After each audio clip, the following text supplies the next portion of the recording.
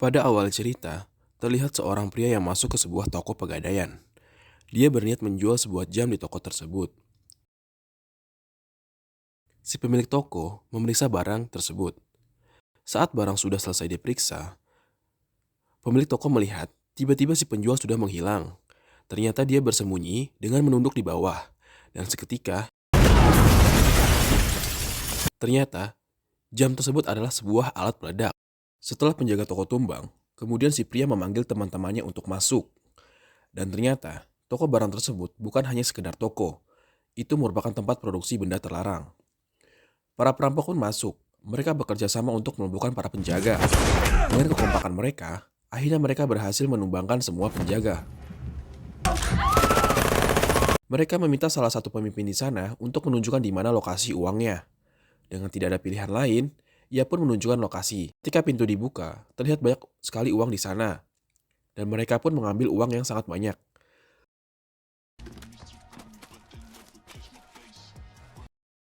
Setelah mendapatkan uangnya, mereka langsung bergegas pergi. Dan agar tidak ada saksi mata, salah satu perampok, yaitu Drake, melemparkan sebuah peledak. Dan scene beralih ke tempat seperti bandara kecil. Mereka berkumpul dan mengumpulkan uang hasil perampokan. Dan tibalah seorang pemimpin di kelompok tersebut, yaitu Rhodes. Hasil rampokan akan dibawa menggunakan pesawat menuju ke suatu tempat. Dan mereka akan bertemu di tempat yang sudah ditentukan. Namun, mereka tidak boleh saling bertemu dulu untuk mengurangi kecurigaan. Sebelum memasukkan koper terakhir ke pesawat, Rhodes memasangkan sebuah alat pelacak.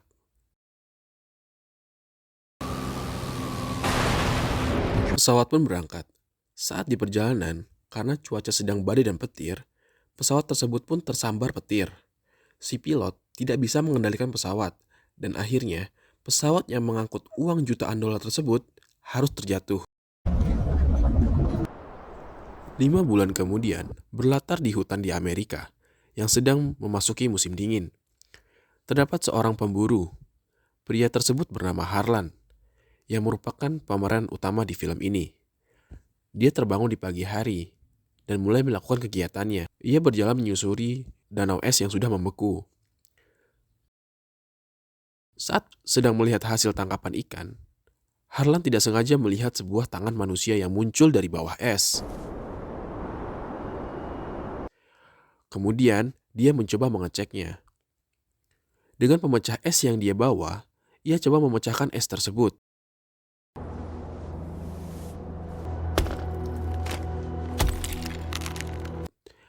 Dan muncullah sebuah jasad manusia yang sudah membeku. Di sini Harlan terkejut. Dan tidak jauh dari jasad tersebut, dia melihat sebuah koper yang mengapung. Kemudian Harlan mengambilnya dan coba membuka koper tersebut. Ia membuka dengan pemecah es yang ia bawa. Dan betapa terkejutnya ia, ternyata koper tersebut berisi uang yang sangat banyak. Ia sempat berpikir sejenak. Lalu, ia melihat ke arah bawah danau. Ternyata terdapat pesawat yang tenggelam di danau tersebut. Scene pun beralih ke seorang perempuan polisi hutan bernama Annie. Dia tinggal bersama ibu dan anak perempuannya. Ia sedang bersiap-siap untuk pergi bekerja. Setelah ia pamit kepada ibunya, ia lalu pergi ke kantornya. Sesampainya di tempat kerja, ia bertemu dengan rekan kerjanya yang bernama Riley. Di jalan, Riley sedang bertemu dengan 2 orang laki-laki. Annie pun menemui mereka. Di sini Riley memperkenalkan Annie kepada kedua orang tersebut, di mana Annie merupakan seorang warga asli wilayah tersebut, yang biasa dikenal dengan suku Blackfoot. Di sini, kedua laki-laki tersebut ingin pergi memancing di danau. Namun, Annie melarang dengan berkata bahwa danau sedang tutup. Tampak kedua orang tersebut tidak terima. Sempat terjadi percakapan yang alot, namun Annie tetap dengan pendiriannya. Annie berkata bahwa ketebalan es kurang dari 4 inci, yang berbahaya jika pergi ke danau. Namun, kedua orang tersebut tetap ngotot. Akhirnya, Annie mengunci ban mobil kedua orang tersebut. Oh no. Riley mencoba untuk memberitahu Annie untuk mengalah saja. Annie tetap pada pendiriannya. Dan pada akhirnya, kedua orang tersebut akhirnya mengalah. dan mereka memutuskan untuk tidak jadi pergi memancing. Kedua laki-laki tersebut pergi. Drake menemui Annie dan berkata bahwa mobil Jet sedang terjebak dan meminta bantuannya. Scene beralih ke anggota perampok yang sekarang sudah tobat dan menjadi seorang pendeta. Saat sedang berkhotbah, Drake, salah satu komplotan pencuri, datang untuk mengajak kembali mencari koper yang hilang. Dia berkata bahwa pelacaknya menyala dan lokasi terakhir ada di danau. Dan mereka berencana untuk menyelam untuk mengambil kopernya. Dan ternyata, di luar terdapat dua orang perampok lainnya, yaitu Serena dan Alice. Setelah berpikir panjang, akhirnya Penn menyetujui dan ikut mereka mencari uang tersebut. Sesampainya di danau, Penn si pendeta mengecek keadaan danau dan berkata butuh 10 jam lagi untuk danau mencair. Drake yang mengecek pelacaknya berkata bahwa pelacaknya bergerak di atas air, kemungkinan karena arus. Namun Penn punya opini lain. Ia berkata bahwa kemungkinan ada orang lain yang membawanya. Setelah percakapan tersebut, mereka akhirnya pergi menuju ke lokasi GPS tersebut. Di tempat lain, Annie si polisi sedang membantu Jet yang mobil terjebak di es yang mulai mencair. Annie melihat keadaan ban mobil Jet. Kemudian ia memasang tali ke mobil Jet dan berniat menariknya dengan mobilnya. Saat sedang membantu Jet, mereka melihat Harlan. Annie bertanya kepada Jet, siapakah dia? Dia adalah Harlan. Dan Jet menjelaskan bahwa ia kadang bertemu Harlan beberapa kali. Dan Harlan adalah seorang yang tinggal di alam. Dan rumornya dia sedang mencari istrinya. Saat Harlan sudah tiba di depan Annie menanyakan kepada Harlan, apakah yang kamu lakukan? Annie pun mengecek barang bawaan Harlan. Dan terkejut saat Harlan membawa uang 1 koper penuh. Annie bertanya, dari mana kamu mendapatkannya? Harlan menjawab menemukannya di bawah es. Di sini Annie tidak percaya. Karena kecurigaannya, Annie lalu mengikat tangan Harlan dan ia menghubungi rekan kerjanya. Beberapa saat kemudian, Drake dan kawanan perampok lainnya telah tiba di lokasi tersebut. Drake berkata, kurasa kalian membawa barang kami. Di sini Annie bingung dan berkata, apa yang kau katakan? Lalu, Drake menodongkan pistol ke arah Annie dan menyuruh Penn untuk mencari kopernya. Namun, Penn hanya menemukan 1 koper. Di sini, Drake kembali bertanya kepada Annie, di mana koper lainnya? Di saat Drake menodongkan pistol ke telinga Annie, tiba-tiba Harlan menyerang dengan mendorong Drake dengan badannya. Lalu, Jet menembak Drake. Dan akhirnya, terjadilah baku tembak di antara mereka.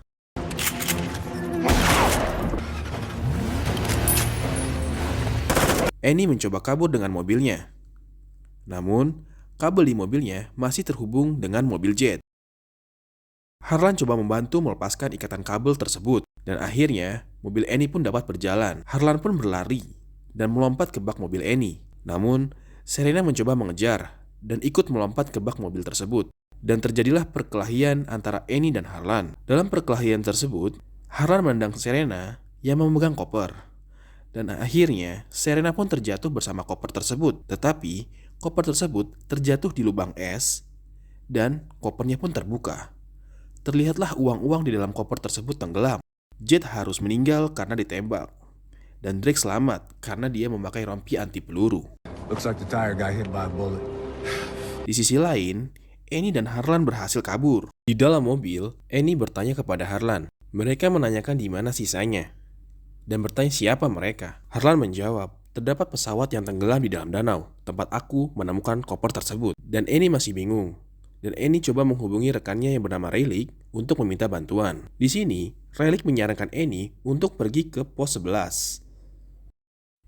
Saat di perjalanan, mobil yang dikendarai Annie tiba-tiba harus mati. Setelah dicek, Annie merasa mobilnya tidak dapat dipakai lagi. Dan akhirnya, mereka mencoba berjalan menuju ke pos 11 sejauh 2 mil. Di sini, mereka berjalan dengan tali yang saling mengikat satu sama lain. Dan mereka harus berjalan melalui es yang sudah mulai mencair. Dan jika tidak hati-hati, mereka akan terjatuh ke dalam danau es. Di sisi lain, setelah memperbaiki mobil, Drake dan teman-temannya mencoba untuk mengejar Annie. Saat di perjalanan, ia hanya melihat mobil Annie yang sudah mati. Kemudian ia menggunakan teropongnya untuk melihat Annie. Saat akan mengejar Annie, mobil yang dikendari oleh Alice amblas dan tenggelam ke danau. Untung saja, Ben yang sudah mengetahui tentang danau es sempat untuk menolong Alice. Need the belt. You hang on. Gonna get you out, stay calm.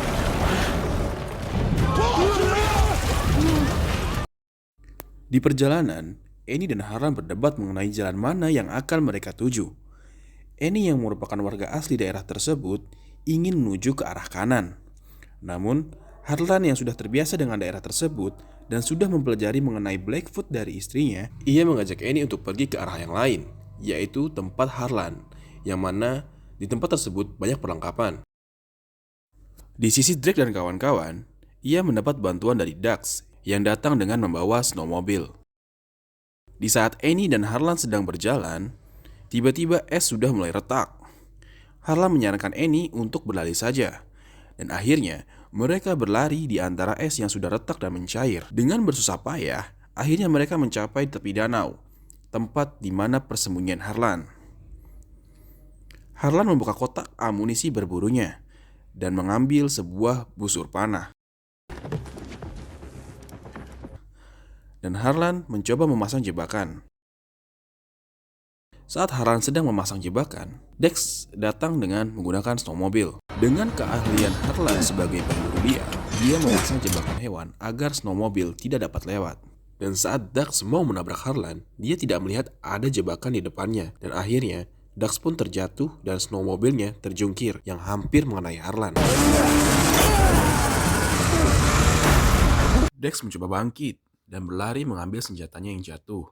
Namun, Harlan sebagai seorang pemburu langsung mengambil busur panahnya dan langsung menembakkan busur panahnya ke arah Dex dan tepat mengenai kaki Dex. Dex mencoba bangkit kembali dengan mematahkan anak panah yang menancap di kakinya. Harlan mengejar dan memukul Dex menggunakan busur panah. Terjadilah perkelahian sengit di antara mereka.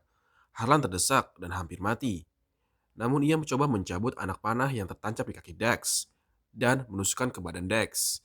Dex pun terjatuh, dan Dex coba mengambil senjatanya kembali. Namun, Harlan terjatuh ke danau yang mencair. Dengan pengalaman Harlan sebagai pemburu dan sudah hafalnya dia dengan daerah tersebut, dia coba menghindari tembakan yang dilakukan oleh Dex dan mencoba menyerangnya dari bawah, namun gagal. Dex menodongkan senjata ke Harlan dan bertanya di mana pesawatnya. Di sini Dex lengah. Dia tidak sadar bahwa Annie di belakangnya menyerang menggunakan jebakan hewan dan meletakkannya di leher Dax. Akhirnya Dax pun harus gugur. Kemudian Annie mencoba menolong Harlan untuk menaikkannya dari danau. Dan segera mereka kabur menuju ke atas perbukitan.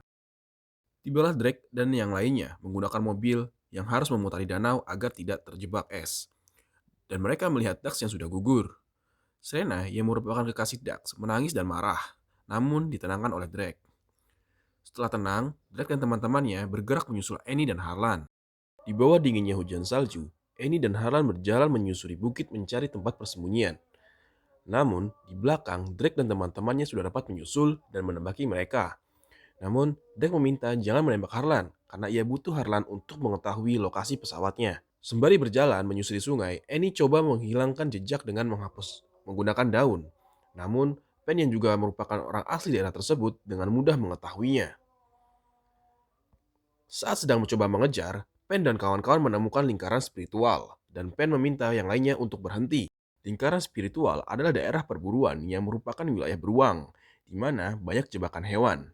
Namun, Serena tidak mendengarkan dan terus berjalan, dan akhirnya terjatuh ke jebakan beruang, dan kakinya tertusuk kayu tajam. Drake dan Alice berusaha menolong Serena dengan mengangkatnya dari lubang. Annie dan Harlan tiba di sebuah gua yang besar, dan mereka memasuki gua tersebut, yang ternyata merupakan tempat persembunyian Annie. Annie mencoba menghidupkan api dan menyuruh Harlan untuk melepaskan pakaiannya. Di sini Harlan melarang Annie untuk menyalakan api karena takut diketahui oleh Drake dan yang lainnya.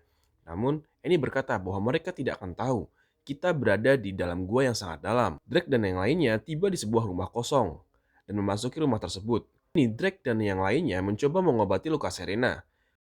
Di dalam gua, Annie mencoba menghangatkan Harlan agar tidak hipotermia. Mereka saling berpelukan, sembari berbincang. Annie bertanya apakah benar Harlan mencari istrinya, dan Harlan menjawab, dia tidak mencari istrinya. Istrinya sudah meninggal karena overdosis. Istri Harlan depresi karena kehilangan putri mereka. Dan Harlan menceritakan masa lalunya yang merupakan seorang mantan tentara Amerika yang pernah bertugas di Afghanistan. Harlan bercerita bahwa anaknya sakit karena terkena infeksi paru-paru. Dan alasan mengapa Harlan tinggal di hutan adalah karena ia merasa dekat dengan anak dan istrinya saat ia berada di hutan. Beralih ke Sindrik dan kawan-kawan. Di saat Penn dan Alice sedang berbincang di luar, datanglah pemimpin mereka yaitu Rhodes. Drake menjelaskan bahwa semua sesuai kendali, tapi Tuan Rhodes memiliki pendapat lain.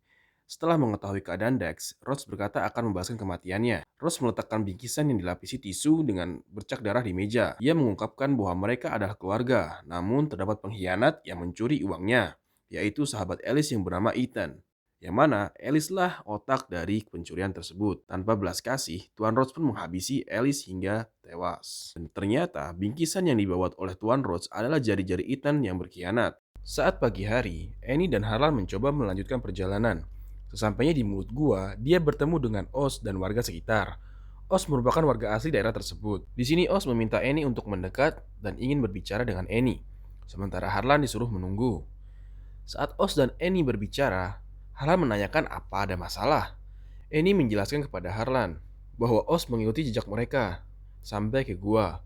Namun, Oz tidak suka dengan Harlan. Alasan Oz tidak suka kepada Harlan karena ternyata keponakan Oz yang merupakan istri dari Harlan yang sudah meninggal. Oz menuduh Harlan membuat keponakannya, yaitu istrinya Harlan, keluar dari komunitas dan membawanya ke kota, sehingga membuatnya kecanduan obat. Di sini Harlan mencoba menjelaskan, namun Oz tetap menganggap Harlan membuat pengaruh buruk untuk keponakannya dan berkata, jika tidak bertemu Harlan, mungkin keponakannya masih hidup. Sempat terjadi adu mulut sebelum dihentikan oleh Annie. Akhirnya, mereka pun melanjutkan perjalanan dan pergi dari gua tersebut. Oz menjelaskan, terdapat hutan mati yang berada di bawah danau yang membeku sekitar 10.000 tahun yang lalu sebelum kaum Blackfoot datang. Di sini, Oz menunjukkan bahwa terdapat gas metana di bawah mereka yang dapat meledak jika terkena api. It's methane, explosive gas in those bubbles. Setelah berjalan sekian lama, mereka tiba di gubuk es yang bernama wilayah kosong. Oz berbincang dengan Annie dan berkata bahwa ia menganggapnya bukan lagi bagian dari kelompoknya karena telah bergabung dengan polisi. Namun Annie menjelaskan bahwa itu adalah karena ia ingin melindungi kelompoknya. Jika sudah selesai, kalian boleh pergi. Back there, take all you want. We have lots. And get the hell out. Annie dan Harlan berbincang. Harlan berkata bahwa para pemburu mengincar Harlan karena ia mengetahui posisi pesawat dan meminta Annie tidak usah membantunya. Namun Annie tetap ingin membantu karena wilayah tersebut merupakan wilayah kaumnya dan ia ingin melindungi warga sekitar. Kemudian Annie menghubungi Riley karena di wilayah tersebut memiliki sinyal. Harlan mencoba berbicara dengan Oz. Ia menjelaskan pada Oz bahwa pemburu mengejarnya karena ia mengetahui letak pesawat yang jatuh. Dan di pesawat tersebut terdapat banyak uang jutaan dolar. Harlan menegaskan bahwa ia tidak tertarik dengan uang tersebut. Namun, ia berpikir bahwa uang tersebut layak diberikan kepada Oz dan kaumnya.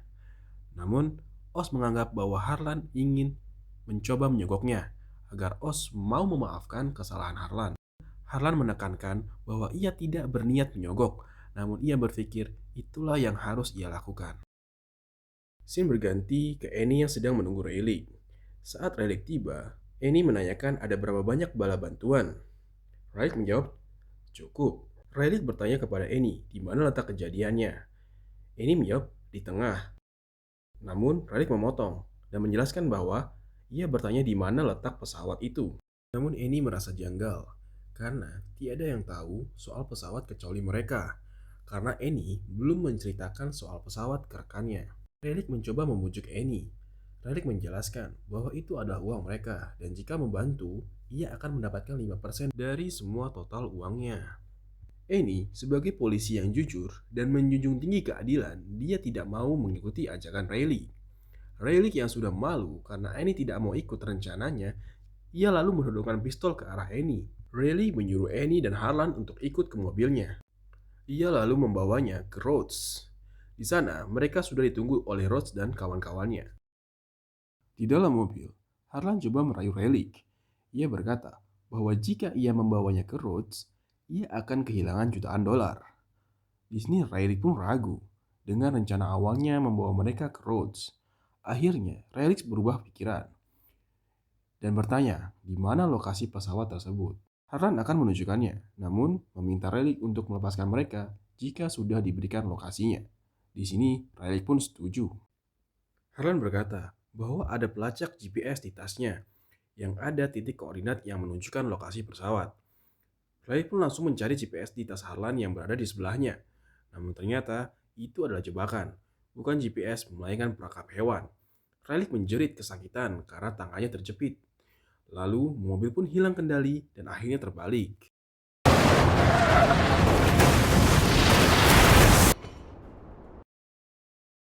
Rhodes yang melihat dari teropong langsung mendatangi mobil Rayleigh.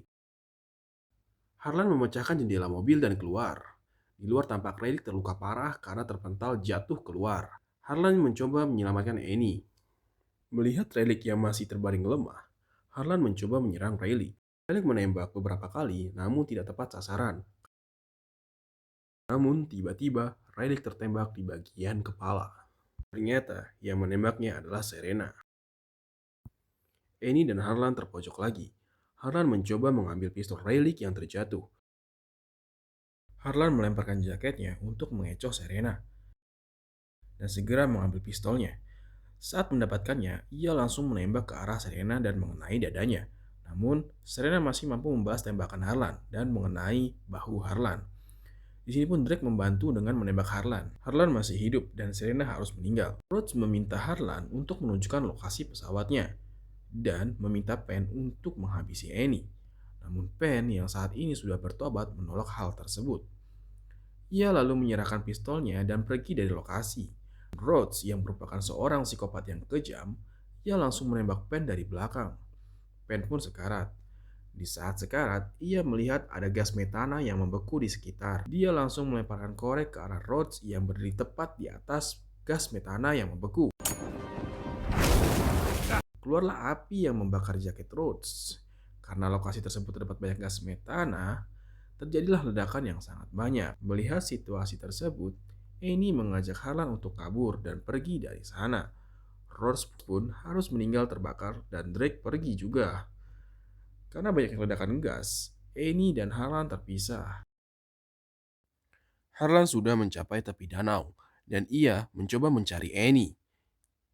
Namun ternyata Annie sudah tertangkap oleh Drake. Drake meminta Harlan untuk menunjukkan di mana lokasi pesawatnya. Dengan imbalan, mereka akan dibebaskan jika menunjukkannya. Harlan mencoba untuk meminta Annie dibebaskan, namun Drake yang merupakan pembunuh yang kejam, ia menembak telinga kiri Annie dan mengancam akan membunuhnya jika Harlan tidak memberikan lokasi pesawat tersebut. Di saat Drake akan menembak telinga kanan Annie berusaha menghindar dan berhasil. Di saat Drake lengah, Harlan lalu menyerangnya. Terjadi perkelahian yang sangat sengit di antara mereka. Di sini Drake yang memiliki badan yang cukup besar dan unggul dari segi pengalaman bukan tandingan bagi Harlan dan Annie. Namun Harlan tidak menyerah dan akhirnya ia mampu menumbangkan Drake dengan menusuknya di bagian leher dengan kayu. Dan akhirnya mereka pun berhasil menang. Scene berganti ke Harlan yang sedang berendam di lokasi tempat jatuhnya pesawat. Di sini tidak diperlihatkan apakah Harlan mengambil uangnya atau tidak.